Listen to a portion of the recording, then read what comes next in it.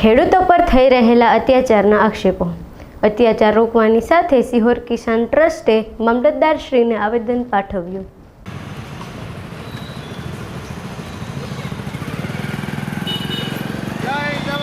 જય કિસાન,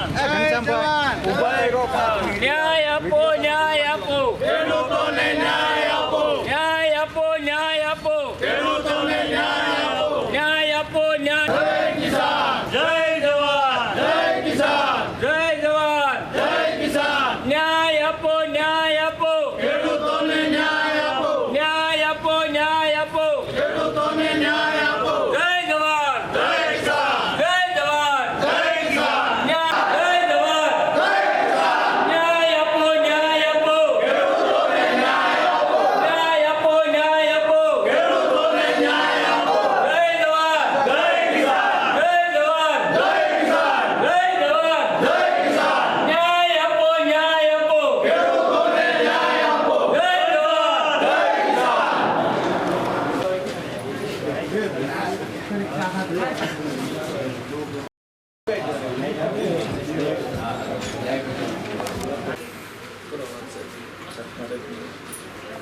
પરિવાર છે એ અમારો પરિવાર છે. ગુજરાતના ખેડૂતો બધા એક છે, બરોબર. આપ શ્રી પણ જાણતા હશો કે મોરબી અને જે બીજા કોઈ વિસ્તાર કચ્છના જ્યાં અદાણીની જે પ્રાઇવેટ કંપનીઓની જે રીતે દાદાગીરી કરવામાં આવે છે, ખેડૂતોના ખેતરની અંદર કોઈ પણ જાતનો શરત ભંગ કરીને જે વીજપોલ ઊભા કરીને વળતરના નામે એને કાંઈ આપવામાં આવતું નથી. અને જો વિરોધ કરે તો ખેડૂતોને પોલીસ આગળ ધરી અને એની પર દમન અને અત્યાચાર કરવામાં આવે છે. એ પણ અમારા ભાઈઓ છે, એ પણ અમારો પરિવાર છે. કિસાન ક્રાંતિ ટ્રસ્ટ આનાથી રોષે છે અને એ માટે આજના દિવસે અમે શ્રી કિસાન ક્રાંતિ ટ્રસ્ટ વતી આપને આવેદન પત્ર આપી રહ્યા છે કે આપ પણ સરકારી કર્મચારી છો, સરકારના હિસ્સા છો. જે સંવિધાનની અમે પૂજા કરીએ છીએ એ સંવિધાનના અત્યારે ચિત્રા ઉડી રહ્યા છે. માટે આપ શ્રીને અમે અપીલ કરીએ છીએ કે અમારો અવાજ, ખેડૂતનો અવાજ તમે આ મૂંગી બહેરી સરકાર સુધી પહોંચાડો અને એને કયો આ દમન બંધ કરે. ખેડૂત છે એ જગતનો તાજ છે, એને ન હેરાન કરે અને આ પ્રાઇવેટ કંપનીઓના ગુલામ બનીને પોલીસને આગળ ધરીને ખેડૂતો ઉપર અત્યાચાર કરવો એ વ્યાજબી વાત નથી. અને સાહેબ બીજું કે અમારે ત્યાં અત્યારે મોરબી પ્રશ્ન છે કે જે પવન ચીક્કીવાળા છે તો એની પોતાની મનમાની હકાલે છે અને ગૌસરની અંદર સરકારી પડતરની અંદર ગમે ના ખોદકામ કરી નાખે છે ખેડૂતોની કે ગ્રામ પંચાયતની પરવાનગી વગર. ત્યાર પછી બીજું કે જે ગેસ લાઈન નીકળી છે તો એ લોકો પણ જે આ અદાણી કંપનીએ કીધું છે એવું જ કરે છે. કોઈ જે એના મન ભાવી વળતર આપી દેશે, નીતિ નિયમો બતાવી દે છે અને ખેડૂતને અભણ છે, ખબર નથી પડતી, એનો ગેરફાયદો લઈ અને ખેડૂતના ખેતર ખેડી નાખે છે અને એ લોકો લાઈન નાખે છે. એટલે અહીંયા પણ એવા પ્રશ્નો છે અને આવનારા દિવસોની અંદર આવા પ્રશ્નો ઉપસ્થિત થવાના પણ છે અને ખેડૂતોને અત્યારે જે ઘણા બધા ખેડૂતોની ફરિયાદ આવે છે કે આવા પ્રશ્નો છે, જેથી કરીને જે અત્યારે ગાંધીનગરની અંદર ટ્રેક્ટર રેલીના આયોજન થયું છે, ભવિષ્યમાં અહીંયા આ પરિસ્થિતિ ઊભી ન થાય એની ખાસ કાળજી લેજો.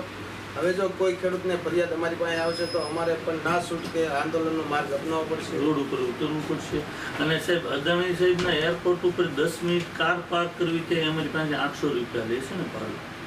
આ તો એમાં બાપદાદાઓની જમીન છે, પોતાની 3 પેઢીઓ એમાં પરસેવો પાડ્યો છે. એની જમીન ઉપર દાદાગીરી કરીને કબજો એટલે લોકશાહી ખતમ થઈ ગઈ છે. તમે ચોક્કસ સુધી પહોંચાડશો.